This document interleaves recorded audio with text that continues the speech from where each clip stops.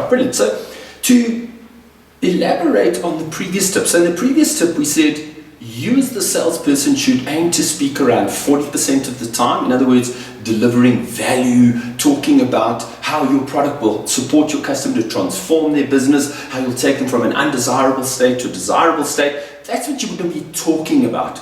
But the questions, you want to be asking sufficient questions spread evenly throughout the sales conversation, because it's no good asking 20 canned questions up front and then running out of steam. You are the one who, when you asking questions, when you are engaging your customer, it's about a conversation. So what you want to be having is, you don't want to be asking questions because you feel you have to ask questions. You want to keep things flowing. You want to keep things just moving along smoothly. You want to be asking the right amount of questions, and you want to be asking those questions spread evenly throughout the conversation, so that the questions don't seem canned, but they're rather conversation creators. Because remember, questions feed the flames of conversation. So you want to feed the flames of conversation with open-ended questions.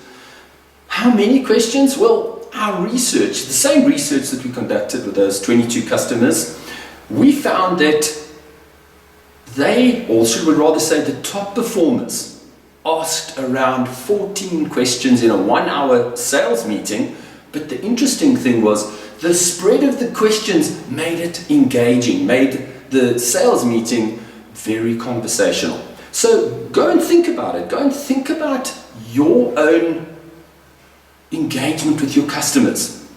Are you preparing questions? Do you have, for example, have you prepared an understanding of, once I've got all of these questions answered, I can prepare a really powerful proposal. So before you even go to see the customer, the first thing that you want to do is you want to research. So you go online, you research the organization, you research the individual, and you try to answer as many of those questions as possible. Remember, you've pre-prepared a whole lot of questions saying, when I know all of these answers, I can prepare a really powerful proposal.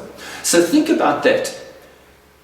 What questions can you answer before the meeting with research? And then you prepare an agenda. Remember, you prepare an agenda, and that agenda that you take to the meeting or send to the customer before the meeting contains all of those questions. So go and think deeply, go and plan, go and make sure that you have sufficient questions, that you understand exactly what information you need to uncover, so that when you go to the discovery meeting, you know exactly what questions to ask. Make sure that you ask the questions in a conversational way that encourages conversation, so that the meeting doesn't feel canned, but it rather feels like you care, that you put your customers' interests ahead of your own, but most importantly, you're engaging in a conversation, not a sales encounter.